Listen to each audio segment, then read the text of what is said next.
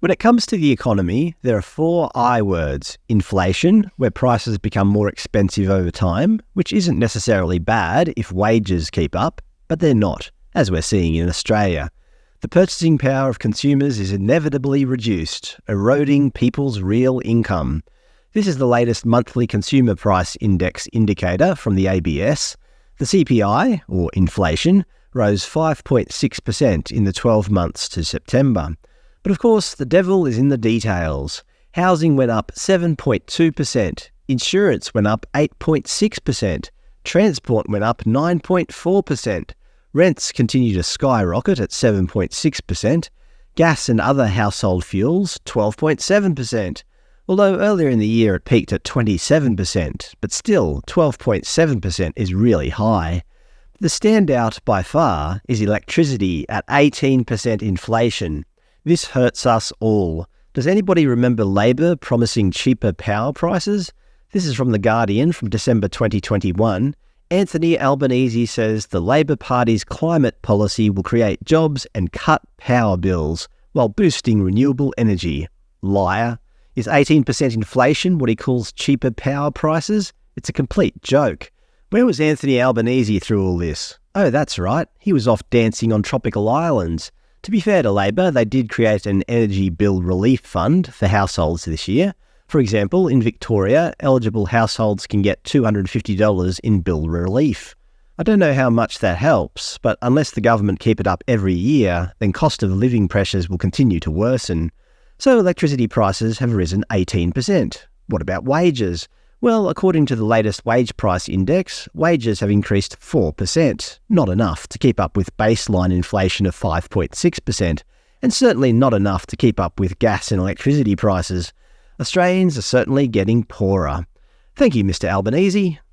Actually, there's been a bit of an argument over what has caused inflation. The government insists that it's a global phenomenon, whereas the Reserve Bank insists it's homegrown. Basically, the government don't want to admit that it's their mistake. It's much easier to blame the mysterious global forces than it is to blame themselves. Actually, the PM said, the government have put downward pressure on living costs like childcare, energy bills and medicine costs. But of course, inflation is also a global phenomenon. Downward pressure on energy bills? Is he having a laugh? 18% electricity inflation? That's considered downward pressure? Perhaps he should stay overseas, because he certainly doesn't help when he's here. And our second I, interest rates. Obviously, with higher inflation comes higher interest rates. Although over time, interest rates have come down significantly, that's not the issue. The issue is that rates have rapidly increased over the last year and a half or so, to the current rate of 4.35%. Consequently, people's mortgage repayments have increased dramatically. RBA Governor Michele Bullock has basically stated that interest rates are a blunt weapon that disproportionately affect different segments of society, particularly younger Australians who bought real estate in the last 3 years. She said, I acknowledge the pain borrowers are feeling, but the bank's statutory objectives are economy-wide outcomes, and our key tool, the interest rate, is a blunt one. The board must therefore set its policy to serve the welfare of Australians collectively. So basically, she's saying, if you're struggling to pay back your mortgage, tough luck. This is not about individuals. This is about the collective. Our third I is infrastructure. Obviously, without infrastructure, our economy falters. As our population increases, again, obviously, we need more infrastructure. Do you think Dancing Albanese is investing in infrastructure? No. According to The Guardian, 50 projects to lose funding under Australian government's infrastructure spending review. The Albanese government's review of infrastructure spending was released on Thursday, with 50 projects worth $11.6 billion to lose funding across the country. And we deserve our fair share. State Labor leaders clash with federal government over infrastructure plan. Yay, another fuck-up brought to you by the Albanese government. And our final I, the one that the government don't want to talk about, immigration. Immigration has become such an issue in Australia that even the ABC are critiquing the government's actions. The uncomfortable truth about record high immigration levels, rents and inflation.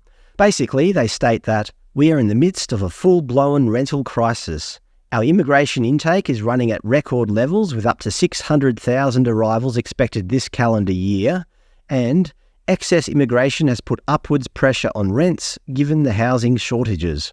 Obviously, when there's not enough houses, but we continue to increase our population, there's going to be a housing crisis. They conclude that trying to pretend there is only a loose relationship between the huge lift in immigration and the sudden increase in rents, which is fueling inflation, is likely to create more serious social problems in the future. Australia's population to reach up to 46 million by 2071, ABS projects.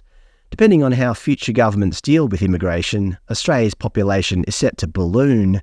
Almost 46 million according to their high series, 39 million for their medium series, and 34 million for the low series.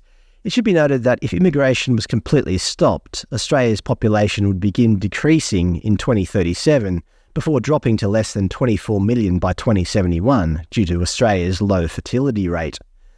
Anyway, immigration is fueling inflation is fueling higher interest rates, and the government are cutting infrastructure spending, just when we need it the most. Is the Albanese government actively trying to destroy Australian prosperity?